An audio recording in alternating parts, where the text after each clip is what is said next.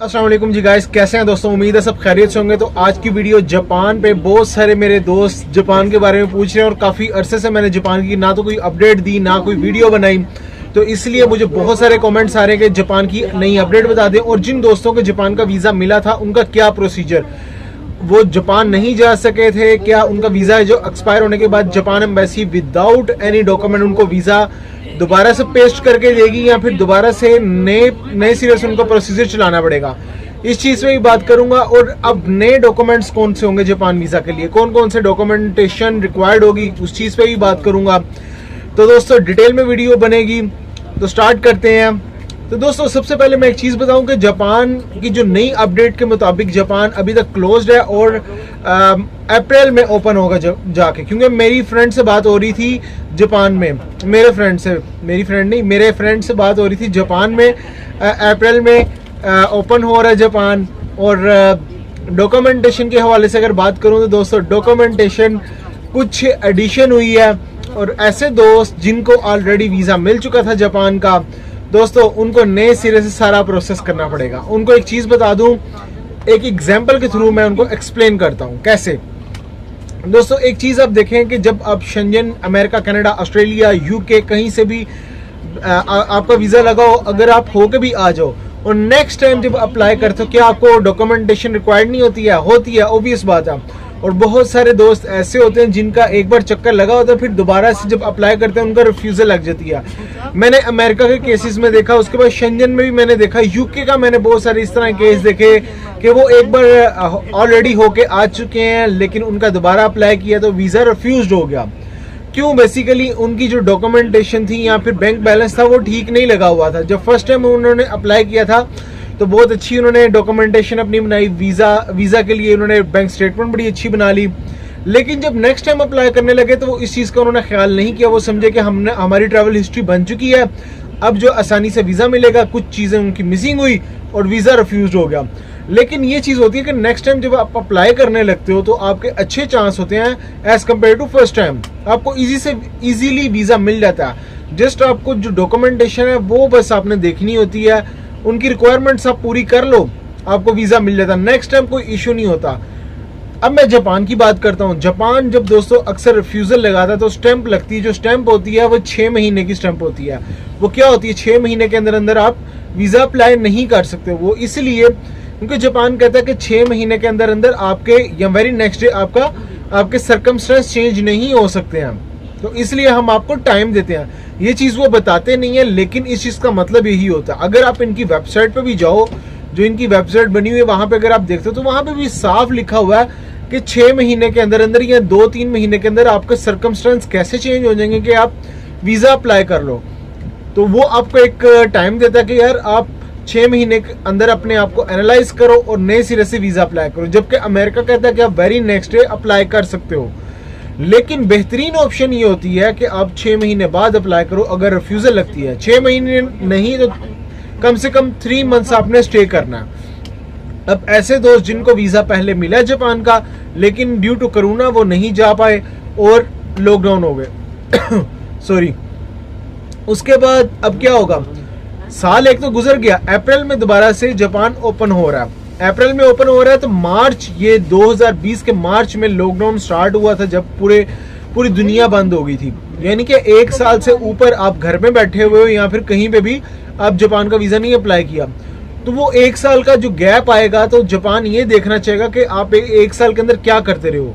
क्योंकि अब तो आपकी वो ना तो पहले जैसे सर्कमस्टेंस रहे हैं, ना आपकी बैंक स्टेटमेंट वैसी रही है, ना ही आपकी पहले जैसी वो ट्रैवल हिस्ट्री तो बेसिकली थी या नहीं थी, वो एक अलग इशू। लेकिन वो चीज़ देखना चाहेगा कि यार आप अभी आपके पास स्टेटमेंट है या नहीं है, जो डॉक्यूमेंटेशन आपकी पहले थी या नहीं। लेकिन मैं एक चीज़ बताता चलूँ, आपका वीज़ा लगने के चांस अच्छे हैं as compare to last time.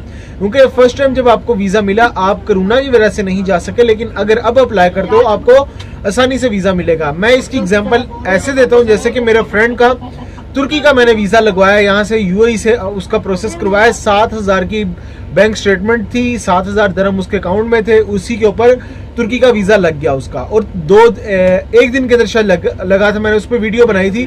3 दिन में उसका वीज़ा मिल गया था पासपोर्ट, और 1 दिन में उसका वीज़ा लगा था। तो क्यों उसका लास्ट वीजा भी तुर्की का लगा हुआ था लेकिन वो नहीं जा सका था क्योंकि कोरोना आ गया था, कोरोना की वजह से वो नहीं जा सका था। अच्छा, अब मैं इसकी डॉक्यूमेंटेशन की बात करूं तो डॉक्यूमेंटेशन में कौन कौन सा इजाफा होगा। मेन चीज जो इसका इजाफा करेंगे वो आपका सर्टिफिकेट मांगेंगे, कोरोना का टेस्ट मांगेंगे। वो चंद एक मखसूस उन्होंने हॉस्पिटल्स रखे होंगे, जैसे कि तुर्की ने या दुबई ने रखा होगा कि आपने जब आना है तो इन हॉस्पिटल से, इनमें से किसी से भी आपने टेस्ट करवा के लाजिम आना है। तो इसी तरह जापान भी जब करेगा तो चंद एक मखसूस कंट्रीज होंगे, टेस्ट आपको करवा के आना पड़ेगा। तो उसके बाद अब मैं डॉक्यूमेंटेशन की बात करता हूँ तो जापान की ना तो पहले इतनी हैवी डॉक्यूमेंटेशन थी ना ही अब है। मैं बताता हूँ क्या क्या लगेगा। Hotel booking, flight reservation, travel insurance नहीं लगती है। बहुत सारे एजेंट कंसल्टेंट आपको कह देते हैं कि ट्रैवल इंश्योरेंस भी लगेगी, क्योंकि उन्होंने पैसे बनाने होते हैं तो 1500-2000 रुपए की वो ट्रैवल इंश्योरेंस बना देते हैं। हालांकि कोई ट्रैवल इंश्योरेंस नहीं है, ना ही आपका एंटीएन लगता है। इसकी जो डॉक्यूमेंटेशन जब आप बनाते हो तो दोस्तों स्टेपलर भी नहीं करना है इसको, सिर्फ आपने ऐसे ही पेजेस सारे ले जाने हैं, क्योंकि जापान एम्बेसी ने आपके डॉक्यूमेंट सारे स्कैन करके पहले वहां पे जापान में इमिग्रेशन में भेजने होते हैं। पेशेंट से क्लियरेंस की रिपोर्ट मिलने के बाद एम्बेसी को इख्तियार होता है कि वो आपको वीजा पेस्ट करके दें, एक्सेप्ट करें या रिजेक्ट करें। वहां से आपकी सारी इमिग्रेशन से आनी होती है। अच्छा, उसके बाद मैं बताता हूँ तो एनटीएन भी नहीं लगता आपका, लेकिन आप साथ में रख लो। मैं एम्बेसी में गया था तो उन्होंने मेरा एनटीएन बाहर निकाल दिया था। Hotel booking, flight reservation, travel insurance नहीं है। उसके बाद आपका एनटीएन भी नहीं लगना। बैंक स्टेटमेंट है 3 मंथ्स की। उसके बाद प्रूफ देना पड़ेगा कि आपने वहां पे जाएगी तरह, जिसे होटल बुकिंग कहते हैं। आपका एक पेपर लगेगा जिसे वीजा एप्लीकेशन फॉर्म कहते हैं। फिर उसके बाद ट्रैवल प्लान है। ट्रैवल प्लान के अंदर डे 1 से डे लास्ट तक की आपकी ऑल एक्टिविटीज आ जाती हैं।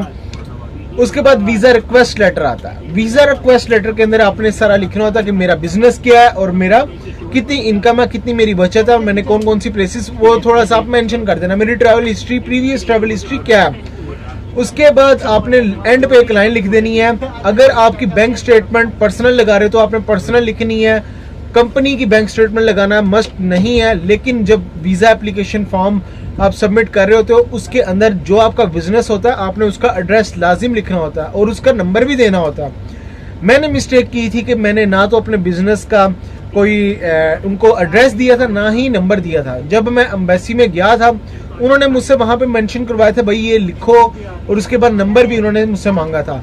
इसके 2-3 पेजेस होते हैं और सेकंड पेज के ऊपर इनविटेशन और स्पॉन्सरशिप का आ रहा होता है, वो आपने सीधा ब्लैंक छोड़ना है। बस आपने अपनी पर्सनल डिटेल बतानी है, अपने बारे में बताना है, ये चीजें लगनी है। आप एम्बेसी जाओ और आपका 7 दिन से 14 दिन के अंदर अंदर प्रोसेस करके ही दे देंगे। मेरा जो वीजा लग के आया था वो 28 दिन बाद मुझे कॉल आई थी एम्बेसी की तरफ से, आपको इस्लामाबाद जाना पड़ता है। वहां पे एक छोटा सा वो interview on the spot conduct होता है।